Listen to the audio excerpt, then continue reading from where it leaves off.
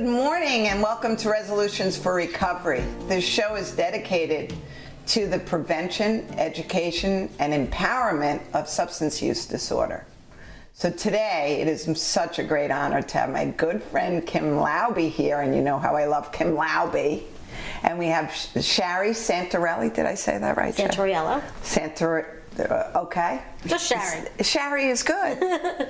And we're going to talk about prevention today. We're going to talk about a lot of things, legalization of marijuana, and how does that affect our communities? How does that affect talking to our children? What message are we sending to everyone? So with no further ado, good morning, Kim. Good morning, Shari. Good morning. So, yeah, times are a little jammed up, right? Right. Because the messaging is always, we keep giving the same messaging, but then we come back around to doing something really, in my mind, stupid. Listen, if adults want to smoke marijuana, go right ahead. But we can't keep continuing. It's only pot, it's only alcohol, it's only with our youth. Because we're, the heroin opiate crisis doesn't start with adolescents with heroin and opiates. Right. But when substance use is ignited in an adolescent brain, we're going to head there rather quickly because the progression is so fast. Right. So I know last week you were at CATCA and doing all good prevention work. So tell us what's on the scene nationally, and then we'll drill down. So there's some good news to report nationally. We know that if we really want to get serious about how we're going to change community norms, we know that coalitions are the way to go. And we're really strong on Long Island and in New York State. We actually have the most coalitions out of any other state. So we do really well. We do see great trends that we want to see. We want to see alcohol going down. We want to see marijuana going down. Unfortunately, as you could guess, without even studying, we are seeing vaping increase and what students are vaping. And so good news on one hand, need to do more on the other. This morning, they have a report that smoking has decreased in adults who have chosen to use the e-cigarette, and it's gone up close to 50% in teenagers, in high schoolers and middle schoolers. So middle schoolers, really alarming. And we've actually heard elementary students being reported. So there's a whole new consumer out there. Yeah. And there's so much education that is not out to the public yet about dosage that's in electronic cigarettes, and in one pod could be equivalent to smoking a whole pack of cigarettes, and so kids are becoming instantly addicted. This is no joke. We need to, I guess, mention again that nicotine is addictive. Right. Yes. Oh, nicotine is addictive. And in some ways, when you stop and you think about the stress and anxiety, we talk about that all the time. We don't just talk about substance use, we talk about whole health and all of the different factors. And we know that young people are feeling stress and anxiety in a way that we didn't growing up. Their need to perform at these real high levels and be very competitive is much different than what we had to worry about. And so nicotine, when we take a look at that, it's great for reducing stress and anxiety. Kids can sneak it, they can do it right in a classroom. Sometimes that's part of the challenge of it. The high of it is to do it right behind a teacher's back. Their delivery system, the electronic nicotine delivery systems, can look just like a USB drive. And so really easy to hide. So we are seeing, So isn't that incredible though? So let's just think about that. The marketing of it is made to look like a U.S. So who are they marketing this to? The same thing with all the edibles. And that's the challenge. That's right. That's the challenge, is the marketing, because they see it and they want to. Pop-Tarts. They want to participate because it doesn't look harmful. Right. It looks like gummy bears. else. All of those things. Adults don't want to eat that. Correct. Right. So So it's all about marketing to a different age group. It's about getting kids hooked early. And although they'll come out and say, no, that's not our target, we ultimately know, and we see the evidence of how true that is. So with these electronic cigarettes, we saw that when they started to come out with strawberry flavored and fruit flavored, that certainly becomes And more wild berry and right. wild Cotton candy. Right. cotton candy. Yeah. Right. So nationally, everybody was talking about juuling. Everybody was talking about vaping. Everybody was talking about that as hot issues. And we know we've got some great education. We've got people going into schools now educating teachers who had no idea. We've gotten nationally a lot of recognition for this, and a lot of informational stuff is coming down the pike, which is fantastic.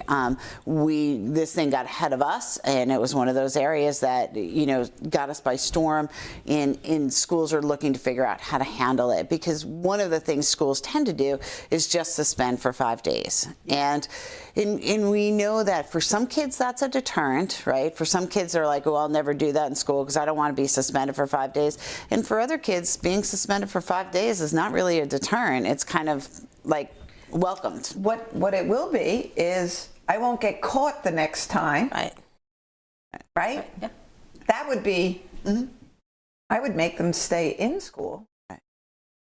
That's always the challenge. It's like being in inpatient treatment and getting thrown out for using substances that you're in inpatient treatment for. Right. And we have, so we have a long way to go. Yeah. We have some really great, smart, innovative things we're doing. It was awesome working with my peers. The CADCA conference is the Community Anti-Drug Coalitions of America. It is surrounding yourself with folks who are just real warriors in the community, who are building coalitions and bringing together key stakeholders through a scientific process. We actually use something called the SPIF, which is the Strategic Prevention Framework, which is the science behind how do we help design healthier communities. We like to call it the strategic planning framework, because it's really about taking a look at what exactly is going on in your specific community. Yes. And how can we begin to reduce risk factors and increase protective factors. And so the marijuana conversation comes into this, because we sat with the states that have legalized to take a look at what the challenges are that they had. New York, it is in our budget for us to adopt commercialization of marijuana, and let's call it what it really is. A lot of people like to say recreational marijuana. That makes it sound so fun. But we want to talk innocent. And innocent. It makes it sound innocent. Right. And harmless. And harmless. Right. And so what we're learning from taking a look at others, that they'll sell this to us as that this is an entrepreneurship opportunity. People can start small business. It's a social justice thing. Oh my God. And we continue to keep confusing medical marijuana with commercial marijuana, right? We keep making those mistakes of confusing the two, but we really want to be clear that this is big tobacco that's going to become big marijuana. Yes, and you see that in the fact that that Altria, who is Marlboro Philip Morris, just put $1 billion into the marijuana industry, and so if we always follow the money. Right. We follow the intention. Right. And New York right now has some really good things going, but we're not ready for another substance to go in it. And no. Especially when we're making some strides with kids, but the vaping issue is the one place we're not. And when young people vape wax, when they vape, they're getting almost 100% THC. Yes. And so we're seeing the psychotic episodes and kids going to emergency rooms. And so again, it's this idea that the trifecta of once something is easily accessible, once there's a low perceived concern for risk, yes, and once it's a community norm, that's kind of the trifecta. Yes. And that's exactly what got us in trouble with the opiates when, of course, it must be safe. My doctor's prescribing it to us. Correct. It was easily available. Everybody you knew was, you had an injury, you had Vicodin in your purse. You had a wisdom tooth extracted. You had Percocet. Yep. Right. So we want to make sure that we what we're asking is that we hold off on this right now. Not right now. There's some. There needs to be framework and put into place. And that has to happen Information. long Foundation. before it launches. And parents today think it was the pot that they smoked back in Woodstock. And this is a whole different amount of THC that's involved. This is a whole different marijuana that's out there today. And it's not like the pot that they used to smoke back in the day. Right. And so it's about raising parental awareness, increasing community IQ about this, that this is not just a benign substance. And for some reason, New Yorkers, we just have this arrogance that we think we're going to do it better than all the other states, right? But in Colorado, homelessness is up 100%. Visits to the emergency room with young children are up. Car crashes. Car crashes Fatal are up in California too. So are we, oh yes, let's not lose out on the revenue, but where does your revenue go? Well, that's the question is, and also one, how much revenue is coming in, and of that revenue, what's coming back to education? Correct. What of that revenue is coming back to help prevention and put the evidence-based programs in the places that they need to be, so that the people who have different opportunities to make a different choice. Right. Yes. And look, let's face it, not every kid that smokes pot is going to wind up going on to later stage substance use disorder. Correct. It doesn't work that way. Doesn't work that way. Every But we kid know that for smokes some, cigarettes or drinks a beer, not every kid is going to have that. But my question to parents always is, would you like to play Russian roulette with your kid? Right. So why your kid and not your next door neighbor's kid? So are you willing to take that chance? I would venture to say not. I mean, and even on a different, they'll withhold vaccines because that may hurt them. Children today are asking to be vaccinated against the measles because the measles is a huge out. So when you have children asking to be vaccinated, so what are you holding back? How do you show up in making decisions in raising your family? Well, and the science shows. Right. Correct me if I'm wrong. The later the onset, correct. Yeah. the better choices that can be made. The less likely. Right. The closer we can get to 21 at the very least, Right. the less likely. Right, and I want to be really clear, because as folks are taking sound bites about prevention, which we love, right? Yes. Like, if folks are talking about prevention, we're super excited about that. But what they're saying is the brain doesn't develop until 25. I want to just be very clear. To an average age of 25, which means there's a higher or a lower. And you have to kind of take a look at your own kid to kind of guess. I mean, I always joke that my kids, of course, their brains didn't develop until later, and they're still in that process, right? You could say, I would, yes. Right. And so again, it's matching the science to our practice, to our community norm, and it is definitely an area that we are highly worried about as prevention providers in New York State, because we can see the writing on the wall, and we understand the negative impact this is going to have, and we want to make sure that we can do whatever we can to get in front of this thing. And if we can't stop it, right? If it's true that we can't stop it, and that's what folks are saying, this is going to happen in New York State. Can The train has left the station. Can we get a pause on it for just a second? And can we strengthen our infrastructure to brace for it? Yeah. Because not only is our prevention field is compromised, we don't have enough prevention providers out there. The workforce is compromised. Workforce, absolutely. Already. In the whole field. Funding, prevention, certainly, we've been putting more money into it than we have ever had before. Yes. But we're still not back to the same amount of prevention providers we had in the 80s. So just stop and think about that. I mean, they cut our workforce back in the 80s like 30%, and we're still at the same workforce. So we're starting to tick up it's amazing that New York State OASIS, Office of Alcohol and Substance Abuse Services, and the providers can do what they do, because they really truly are miracle workers of working on these really, really budgets that are minimal and putting out a ton of work for it. So we know from a workforce perspective, we're not ready. Our schools aren't ready for this. Yeah. Our schools are still trying to figure out how to handle vaping in their school, right? And that's with or without marijuana in there. So we really need to strengthen the muscle of our schools. Let's just talk about, because a lot of folks don't understand that your kids will have that vape pen. they could be dabbing marijuana, and dabbing is, right, they pour butane into their marijuana, strip the THC, burn that with a butane torch. So let's just remember that butane is a neurotoxin, which it's going to leave a residue, and they are left with this wax. And they call it dabbing because a little dab will do you, right? They can smoke a very small piece, and that gives them anywhere upwards of 80% of THC. Even higher, yeah. Even higher. Right. And it's still invisible because And it's still just in the invisible, jewel. and they're telling you it's just my cherry-flavored oil. So doesn't smell any differently. it doesn't smoke smell any differently. It doesn't, but they can be high all day.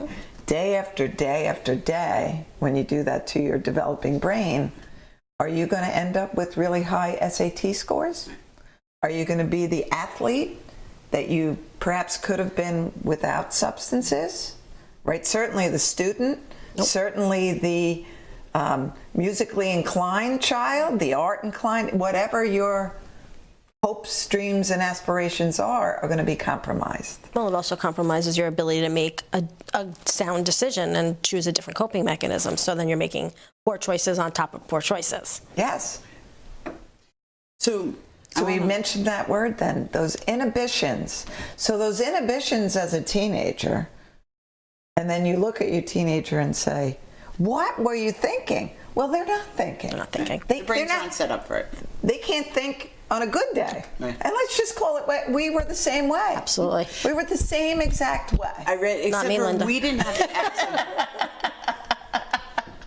We didn't have the access to information that they have today. Correct. That is at their fingertips. And we also had adults that we were kind of intimidated by and weren't. That's a good word. I was actually frightened, probably. choose it as you would, but we wanted to, adults held us to a certain standard of behavior, Yes. and in this time where we want kids to be open and be our friends, we've kind of softened on a lot of those lines. I read a quote today on Facebook. A friend of mine is at a conference, and the quote was from the speaker that said, was arguing the fact is prevention rocket science, right? And so what they decided was that in rocket science, like, there's a lot of factors or a lot of things that you can really take a look at and figure out.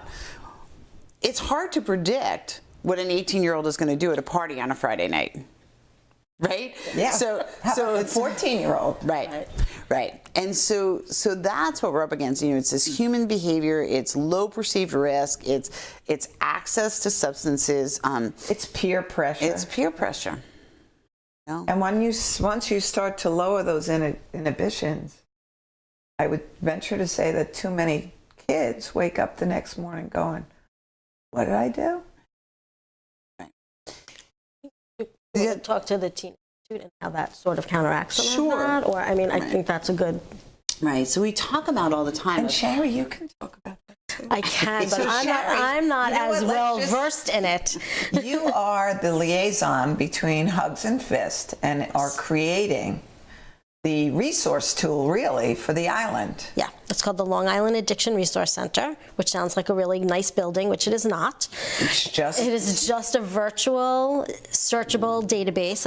I refer to it as Google on steroids, but it's specifically just for Long Island, Suffolk and Nassau counties, and it's anything related to substance use disorder or any other addiction disorders. So anything that can help anybody, from education to needing a speaker to needing to know where to get needle exchange, where to go to treatment, where recovery activities are, any support.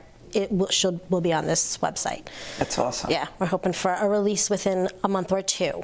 Okay. So we're gathering all of our resources, and any and all are included. If it saves a life, it will be listed. That's Will be excellent. listed. That's Yeah. excellent. I was referring to the Long Island Teen Institute that Hugs runs. Yes, absolutely. And I am not as versed on it to speak to. That's why I know. asked him But to I speak just wanted to to it. bring So, you in, yeah, Sherry, thank because you are very well versed, period. you. I think it's a wonderful program. I've just been introduced to it as I'm new to Hugs. Have you attended yet? I attended student leadership training, actually. I helped train some of the student leaders, and the program itself is just such a good counteract to exactly what we're talking about, choices life-changing. and inhibitions. It is, because these are the kids that are talking to these kids, and kids will listen to their peers before they'll listen to adults. So I think the program itself sets up some strong foundations for the Yes. kids. It's very So- interesting. Every group of kids that I've brought on, whether it's from Northport to Lindy Cares, they are probably my toughest interview, only because before we even start, they give me an interview because they want to know what I think. And I think, and I know that we have to empower our youth to tell us what it is that they need because they're living it. We're not living it, and we can come off from this lofty tower and say, no, no, no, that's not reaching them where they are. So we need to reach them where they are and listen to them, because they're not going to, we can tell them all you want. Don't drink, don't do this.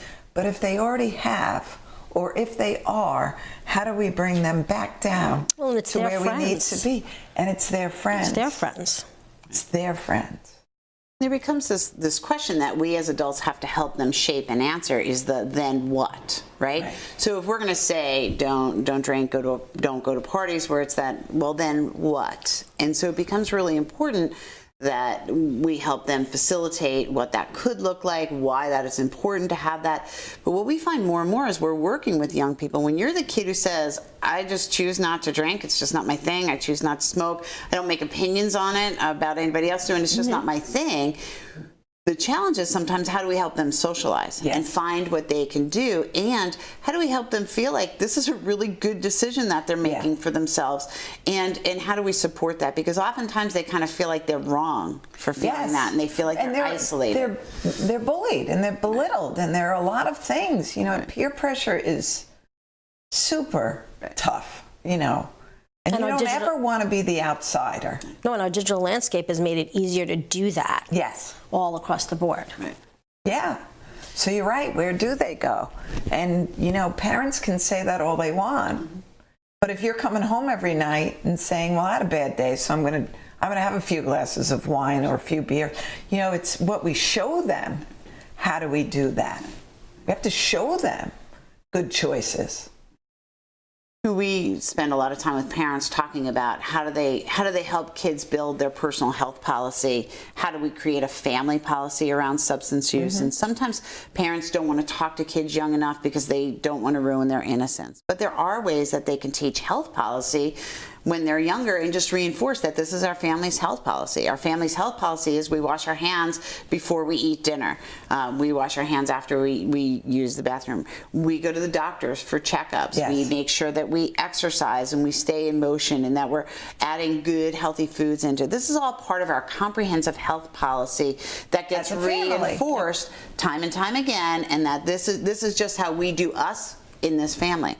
And then as a young person gets older, we can begin to have conversations about how do we handle stress? How do we deal with those moments? How do we become more mindful? And schools are doing a great job of teaching mindfulness now. And mindfulness will work for some students, it won't work for all. So we always have to be exploring different opportunities to teach kids how to keep that pressure, from boiling over. And so families play a great role in that. How do families celebrate the holidays? How do we, does your family have one party a year where they don't have alcohol present and they have a ton of fun, just to show you as a young person that, I expect you to go out and have fun without the use of substances. We're going to show you how to do that, and we're going to mirror that behavior. And so those are the ways we want to take a look at how family policy sets up. Then we want to take a look at good school policies, and we want to support the schools in doing better, because they're understaffed when it comes to the mental health needs of the young people. Absolutely. And because they got to perform, right? And so if we could get schools to realize that if we invest in positive psychology, if we invest in teaching young people those interpersonal skills, in having good places for them to talk to, if we put money into that, they're going to become stronger and better and have a solid center that they're going to naturally do better on the SATs and ACTs, and they're not going to have those other things get in the way. And it's interesting, so we talked about social media. The kids are listen, everybody's attached to their smartphone. Right. Adults too. You can't help, but when you get that notification, I got to look right now. right? So kids, certainly. But what happens on Shelter Island on Friday at 3 o'clock to all their cell phones? Right. So kids come from all over the place. I love right? that. Right. They show up. So back to talking about Teen Institute, and which is a national model. There are teen institutes all over. We happen to do the local one here, and kids from all different school districts come in to us, and they show up on Friday, and they don't really know each other. They may know some of the kids they attend Because they're with. from all over the place. All over Long Island. Yeah. Yep, by county. From Lindenhurst to out east. And the first thing we do when they check in is we have this big basket, and we ask them to place their cell phones in it. And we don't pry it away from them. We just say it's in our literature. They know to expect that when they're coming. And we collect this big bag, might I add, of amazing phones. Phones much higher grade than mine are. But it's like thousands of dollars. No, thousands of dollars. Thousands of dollars of Yes. phones. Of phones. And so they willingly give it up. It's interesting because young people are starting to kind of set some more boundaries with their phones. What is always, Organically themselves. Yes. which is fascinating to us, and no surprise to many, is that the people sometimes who have the hardest time with the kid giving the cell phone is the moms and the dads who want to know what they're doing. Yes. What did you do today? What are you learning? Are you kind of like the other What did kids, you or- say today? Right. Did you say anything about me? Right. So it becomes a real interesting part. But what we find is when we put 100 kids in the room, and nobody has technology on them except for the adults who sometimes are the worst culprits, right out there. But nobody has technology, and all of a sudden they're connecting. And they're bonding. And we've got them doing all sorts of physical challenges, mental challenges. We've got them. Teamwork. Oh my gosh, the Well, they have team to look building up. stuff. Yep. Right. Gotta lift your head. Got to lift your head. We did this crazy thing in January where we work with a company that I'm involved in called Grand Dynamics International. We brought in 2 of their facilitators and did a whole conversation about. We're going to pick that good. up We will. because I can't believe Oh, it's that a a good half one. an hour is gone already. Wow. So that went really fast. So this is, fascinating stuff. So come right back.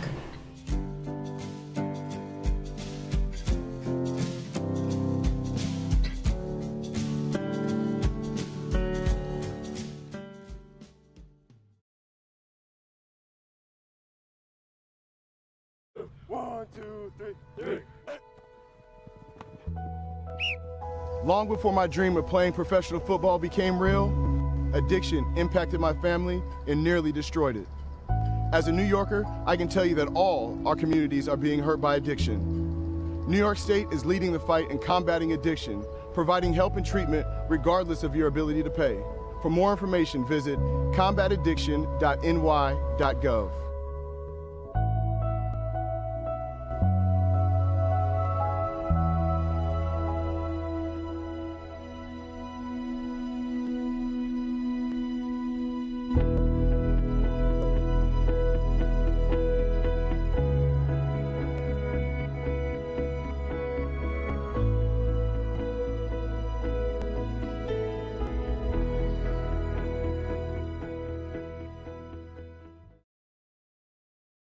Growing up as a young kid when addiction was around was tough. It was, at the time, I felt like it was unfair. I had to grow up quick. At the age of 11, my father left the house after, a couple months after I found drug paraphernalia in their nightstand. And it was a tough reality to face as a young kid. And, there were good days and bad days, but there were a lot of bad ones. After my father left, we got kicked out of homes. There were people in and out of my house, and I didn't understand, why did this happen to me? Why did why did my parents have to be addicted to drugs? Yeah, going through recovery was a long road. When I was a senior in high school, my mother went away to prison.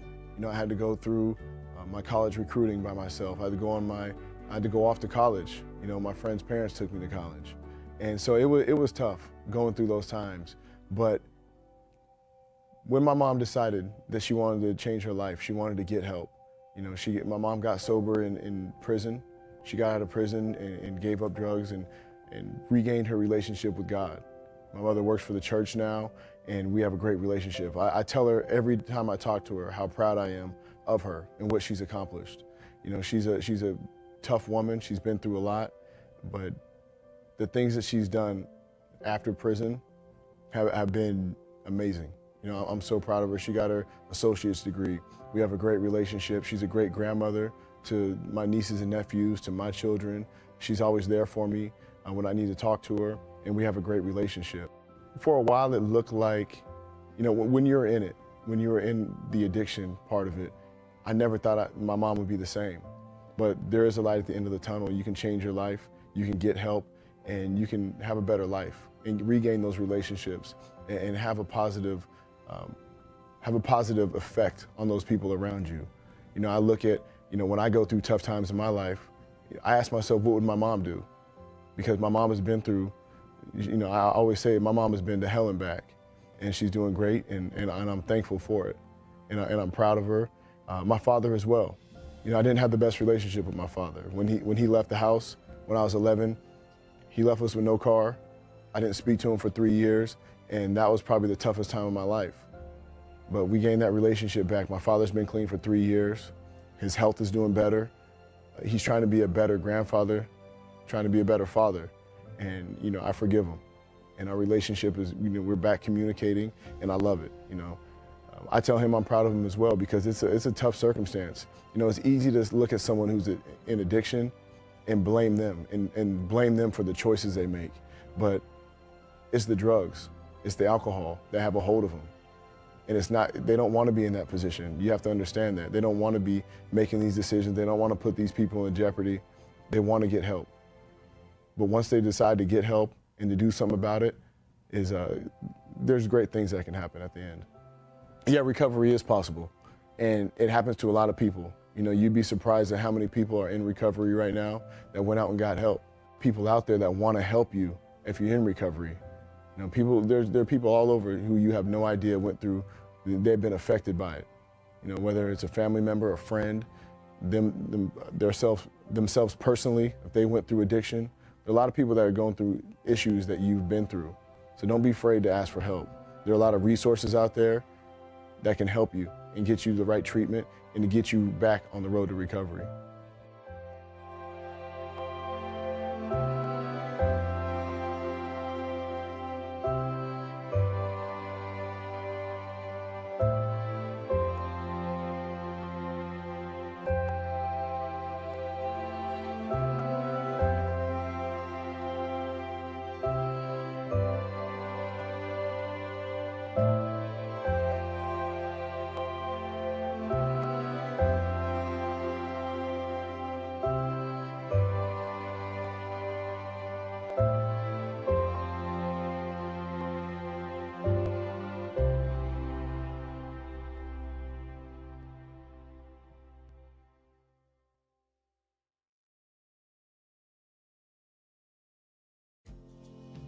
Welcome back to Resolutions for Recovery.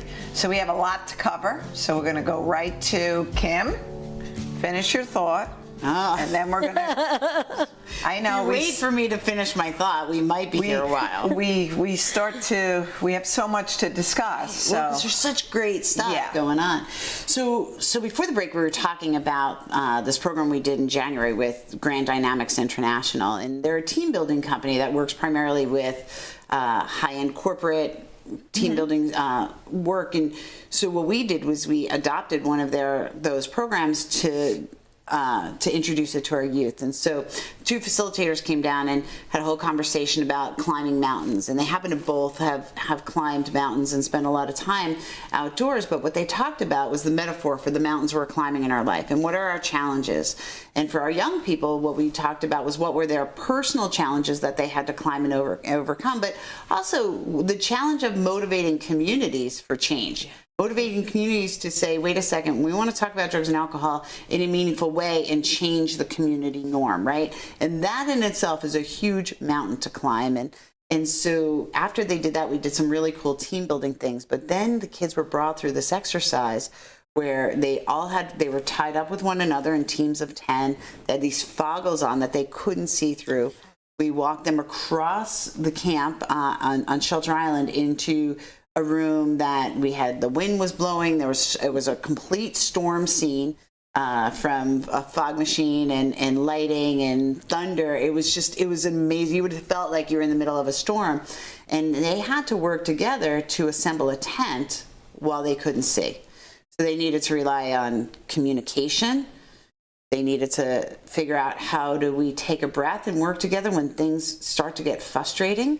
For some of the kids, they learned that they don't necessarily want to be the leader. They want to be told what to do. Okay. For other kids, stepped up even though they weren't sure about what their voice was. And for our kids who are the natural leaders, our student leaders, they learned that they had to take a back seat and allow others to lead. And so it was a great way for them to go through this experiential learning process, but learn so much about themselves and how they show up in a team. And then once the tent is assembled, they all went in and they all wrote their intent on a flag, on a prayer flag, and we used those throughout the weekend. But it was a real powerful way, again, take technology out. This wasn't a PowerPoint. This was all about kids walking through an experience that they could make so many life connections. That's life. How do you show up? You know, how do you show up? How do you get through your struggles? Not easily. Right. And then what that did was that set a great framework for them to work together, because they moved from that to, how do we design an action plan to bring back to our community? How can we be the agents of change?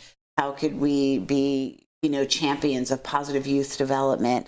And how do we go out there and really begin to impact our peers in a way that maybe they weren't impacted before? And I think parents really need to remember that those 10-year-olds that we hear on the news that are committing suicide, or 14 or 12, your kids are not subject to those thoughts and feelings. And how do you want to show up in your community? Right. So we can all point the finger and say, well, they should do this, this should happen, you should go and do this. There's a lot that happens with people telling, right? Yep. What should happen. Stop shooting all over the place and get your mentor hiney out of the way. I said hiney and I didn't say. I'm impressed. It's your show. But you gotta show up, whether it's in your family, in your church, in wherever it may be. Show up. One of the big mistakes we make, and I know you and I, because we speak so much together, you know this is something important to me in our presentations, is we stopped community parenting. Yes. We stopped looking out for our community's kids, and we started to just parent our own, and we didn't let anybody say anything to our kids. And that has a place in this whole conversation of how we got to where we are now. And so I always encourage folks to go back to community parenting. I was a product of being raised by a community. A lot of people came together to make sure that I was able to get on the right track and then stay on that track and turn into somebody who went from being in front of a judge to and being running a program that people send their kids to, when I was the one you didn't want your kid hanging out with. So what does that mean in street language is, if someone tells your kid, gets out of the car and says, don't throw snowballs at my car, and calls you and says, that's not good. Don't yell at the parent. Correct. Don't yell at the adult who's trying to give you information that's essentially vital to raising your child. Absolutely. Don't shoot the messenger. The mom and dad network is powerful. Huge. Because listen, it can go like this too.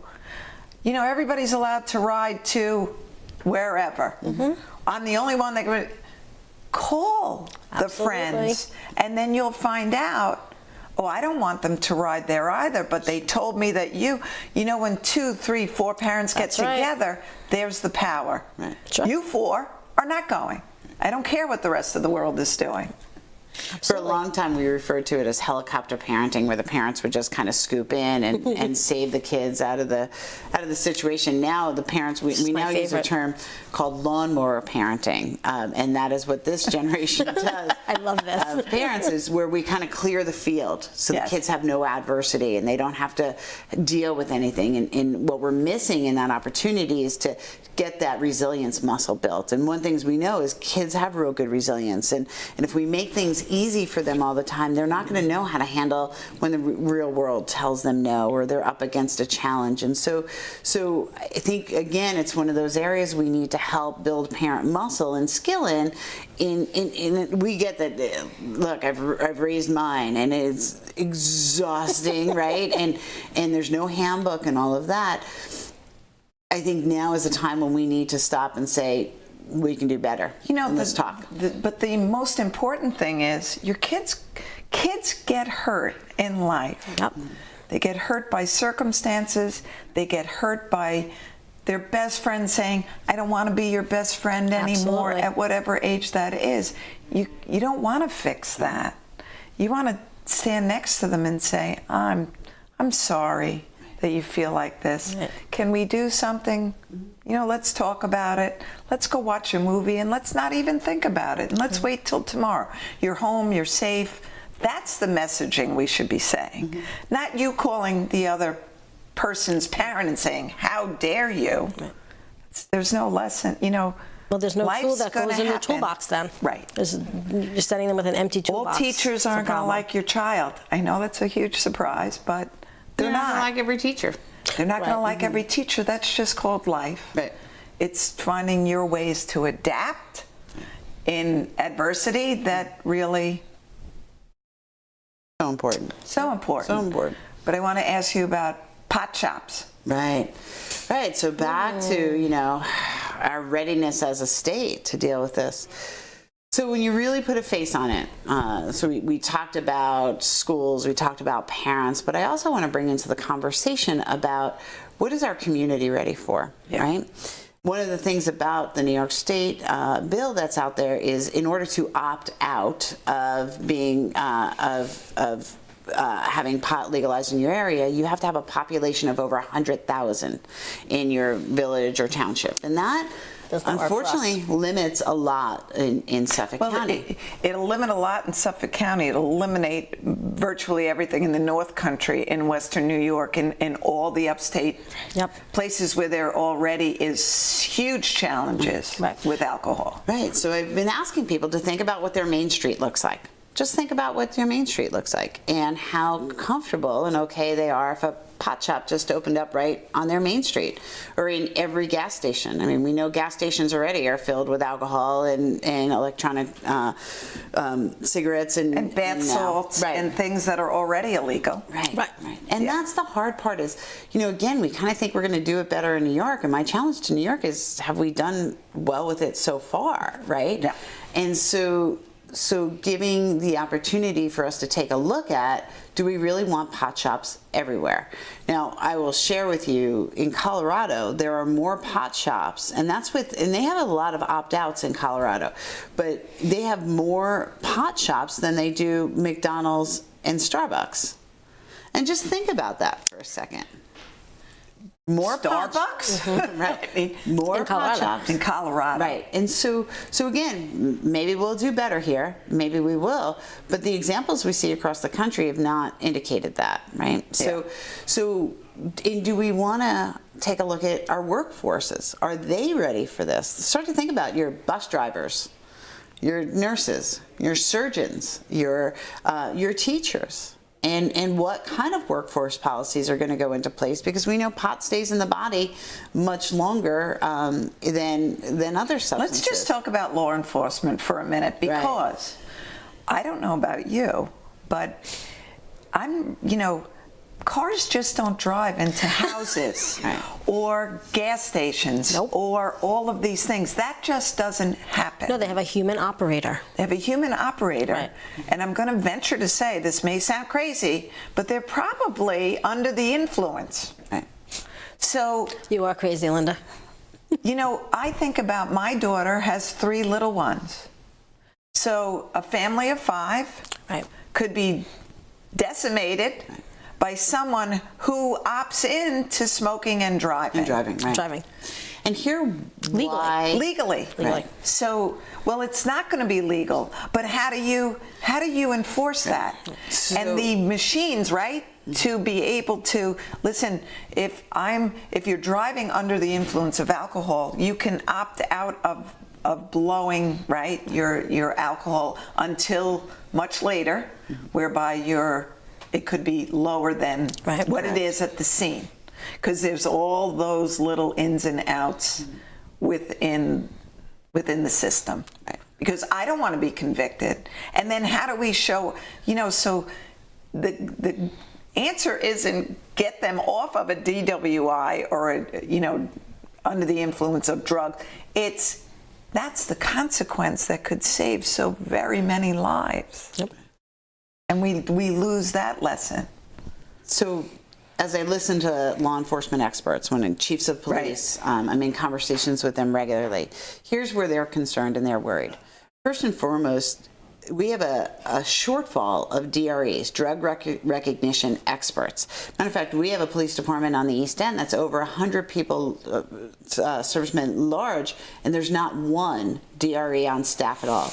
It's very expensive to put them through this training, and so in some ways it's cost prohibitive. We don't have the testing that we need. Right. And if you think about now... But I want to just, so people know, drug recognition there is a way. I saw a state trooper, the eyes. You cannot control the eye movement.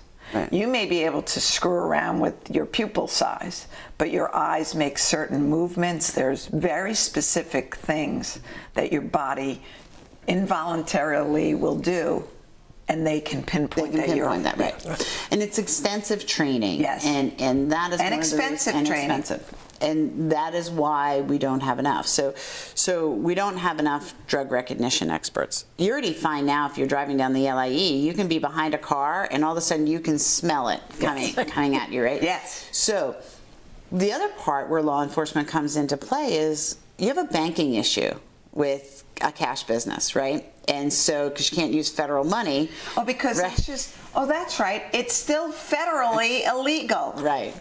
So let's stop and think about that, right? And this is what they saw happen in Colorado. And so now you need protection for the cash dollars. And so law enforcement is, again, not prepared, not equipped, does not have the funding, does not have the training, and this is a major, major issue for them too. Again, we kind of look at it as this little thing of like, just let adults smoke pot. If they want to smoke pot, it's no different than alcohol, but there's a whole support system that needs to be in place. And so we want to call for action to get folks to just think about what this really looks like. And I'm not really sure that adults even understand that if all these businesses pop up, there's no credit cards that can be used there.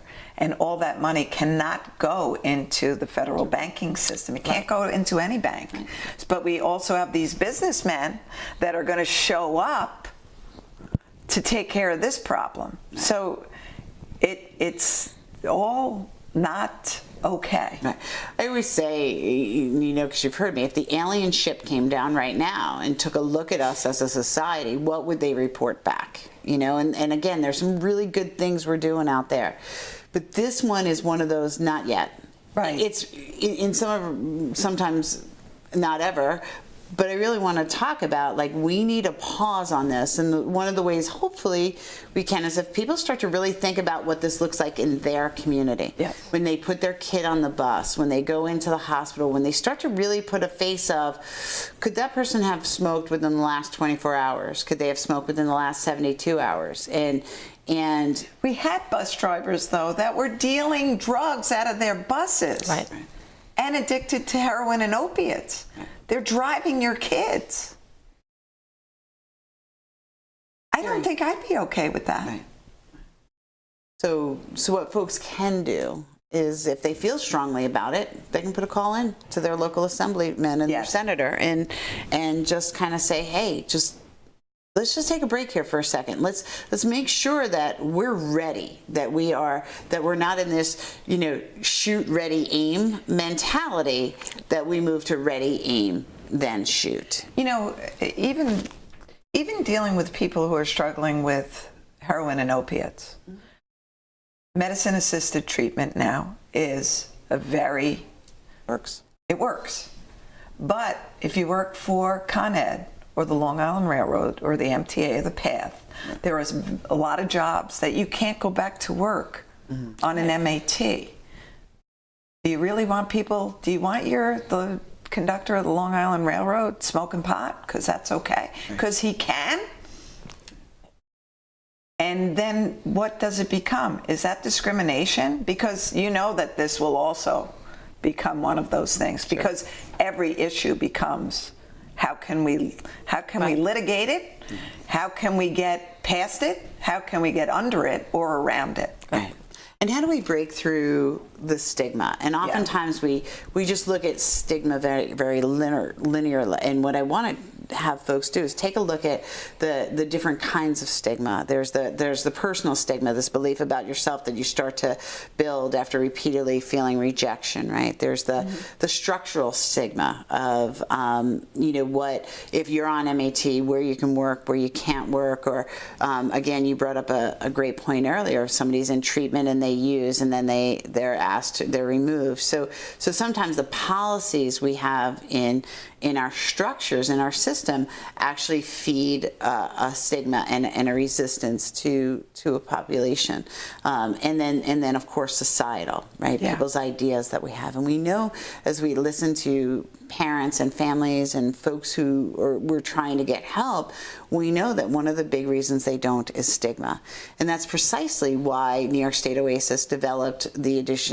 regional addiction resource centers, is because we want to make sure that there's a robust place that people, whether they can sit at their computer at night and research and find out and just see the plethora of supports that are there. We want to close that gap of not having access to treatment. We want to open those doors even more. Big reason why I'm inspired to always do the show is because you can really just sit, get educated. You know, a few years ago, we were doing all these forums and all these events and live events. The same people come out because they've already been outed, if you want to call it that.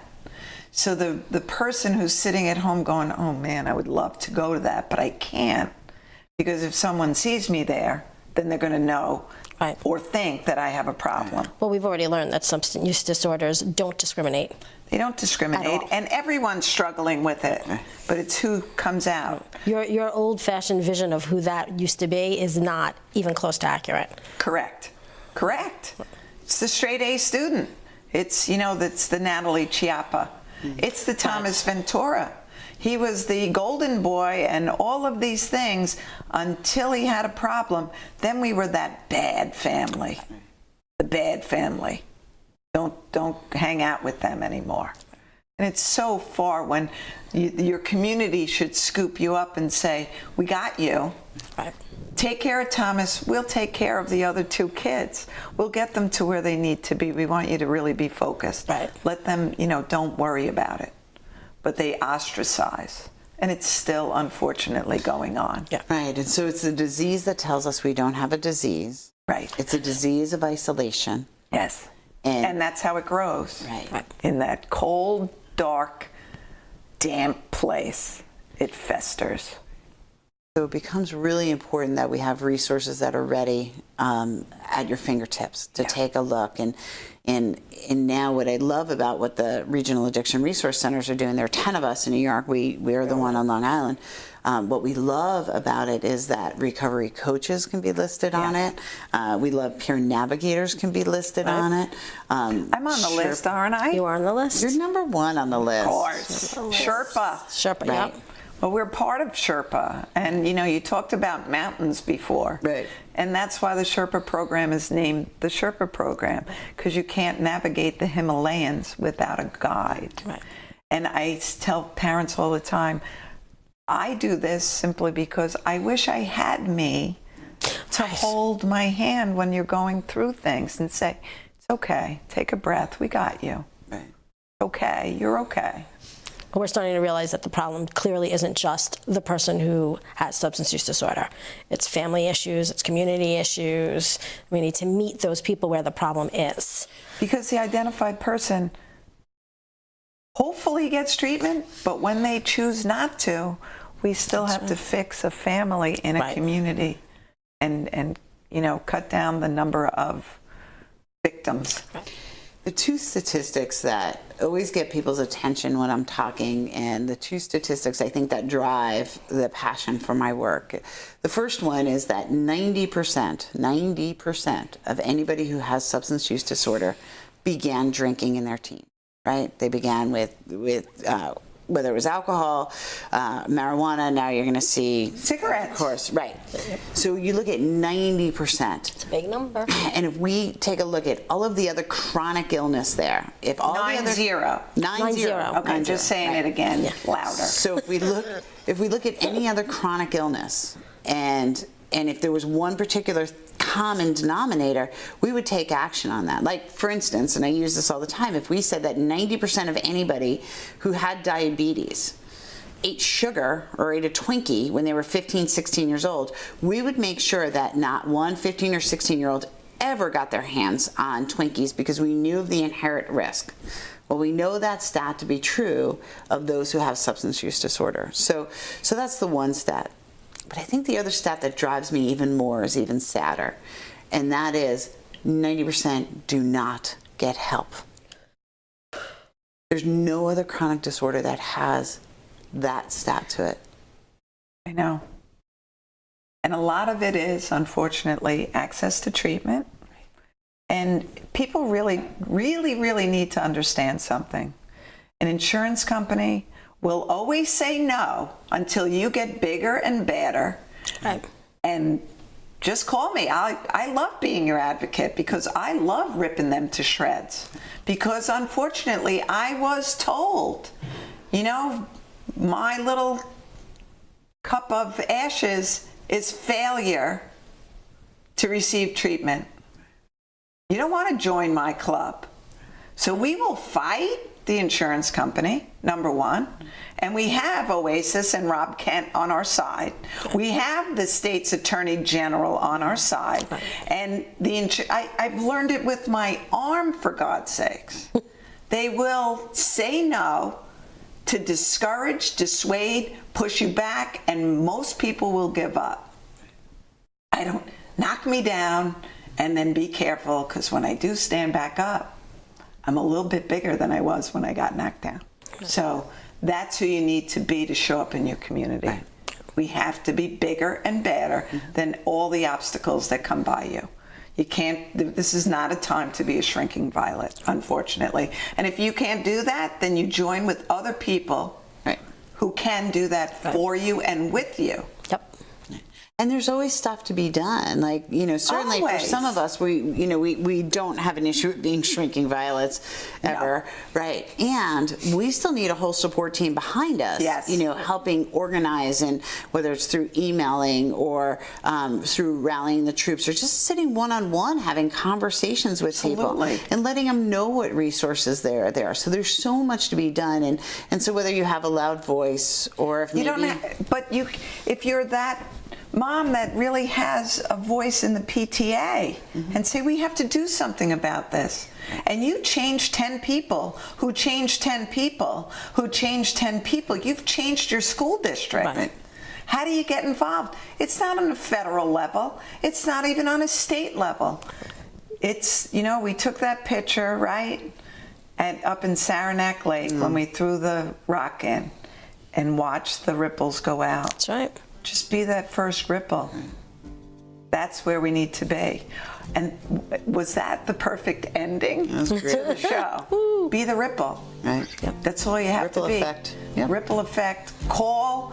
Get in touch with Hugs. We'll put their I know they're already on my website, but we'll put them up again. Get involved. Get in touch on a micro level. That's all we ever need from anybody. Have a great week.